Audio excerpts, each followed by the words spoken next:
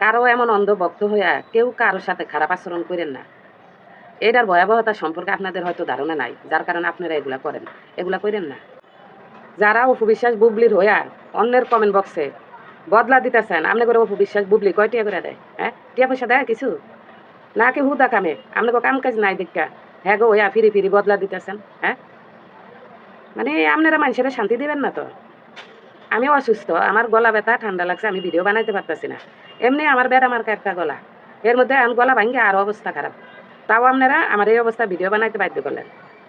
হ্যাঁ, আলবিয়ার তিথির ঘটনায় মানুষ আয়া কমেন্ট করতেছে যে বুবলিরে বাস দিতে।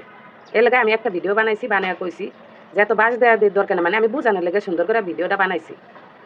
এখানে মনে হয় না যে আমার গালি দেওয়ার মতন কিছু আছে, কিন্তু বিশ্বাস করেন কিছু ব্যক্তি আয়া আমার কি দোয়া ওরে আল্লাহ কি যে বাস দিতেছে।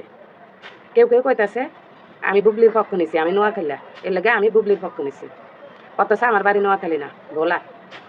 আবার কেউ কেউ আরেকজন আছে না, এই যে গালি একটা দিছে আর হেঁটে শুরু দেন কন, মানে হেঁটে যে কথাটা কইছে এটা কি এই মহিলা নাকি আমি?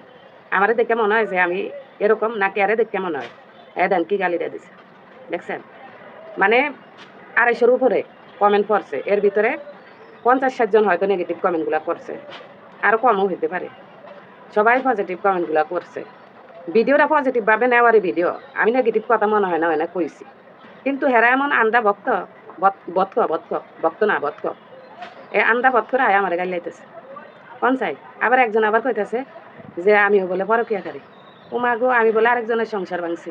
হ্যাঁ, কোন চাই, মানে আমার বিয়াই হইল উগা, আমার বেটাও বিয়া করছে একটা, এটা তাও আবার আমারে 13 বছরের সংসার। এই মাথারি কয় আমি বুবলিরে সাপোর্ট করছি, আমি বলে হের মতো আমি পরকিয়াকারী। কোন চাই, মানে এই যে কমেন্টগুলো যে এরা করতেছে, আমি চিন্তা করি কি বুঝা করতেছে। এরা কি পড়াশোনা জানে, শিক্ষিত? আমার তো মনে হয় না যে শিক্ষিত মানুষের চিন্তাধারা এরকম থাকবো। হ্যাঁ,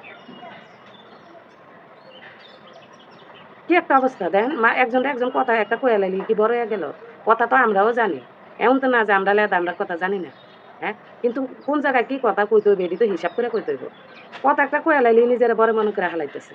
হ্যাঁ, সব মনে আসের পরে আবার দেই অপু বিশ্বাসের ভক্তগুণ আয়া বুবলির ভক্ত রিপ্লাই দিতেছে, বুবলির ভক্তগুণ আয়া অপু বিশ্বাসের ভক্ত রিপ্লাই দিতেছে।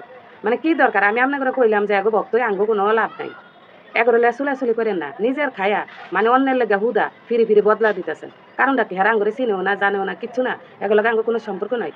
হ্যাঁ, এগো সাপোর্ট লইলে কথা কয়ে আরও নিজেকে আমল নামা বাড়ি করতেছেন। এটি কইছে হের পরও আপনারা আয়া মানে একজন আরেকজনের পক্ষ লয়ে আপনারা গালাগালি করতেছেন, একজন আরেকজনের রিপ্লাই দিতেছেন। কি একটা অবস্থা, আপনারা কমেন্ট বক্স পুরা ভরাই লাইছেন। ওরে সর্বনাশ, মানে কি পরিমাণ আন্দা বৎক মানুষের মানুষ থাকতে পারে? না ভক্ত কমু না তো, আমি বৎকই কমু। এইসব বাদ দেন, বুঝছেন, এইসব বাদ দেন, আপনাদের ভালো লেগেই কইতেছি। আর আপনারা যারা অডিয়েন্স আছেন, বিশ্বাস করেন আপনাগুলোকে আমরা কোনো খারাপ আচরণ করতে চাই না। আমরা যারা এনে কন্টেন্ট বানাই, ভিডিও বানাই, ভুল মানুষের হইতেই পারে। কথা যদি ভুল পান, ভুল ধরেন, তাহলে এটা সুন্দরভাবে কিন্তু কমেন্টে বুঝায় করা যায়, আমরা শুধরানোর চেষ্টা করবো। আবার মনে করেন যদি আপনাদের কোনো আচরণ আমাদের খারাপ লাগে, আমরাও এটা আপনাদেরকে বুঝাই বলার চেষ্টা করবো। তার মানে এইটা না যে আপনারা বুঝায় কইলে আমি ছোট হয়ে যাবো, বা আপনি আমারে বুঝায় কইলে ছোট হয়ে যাবেন, বিষয় এটা না। আমরা মানুষ, আমরা মানুষ, আমাদের একে অপরের সাথে ভালো আচরণ করতে হইব।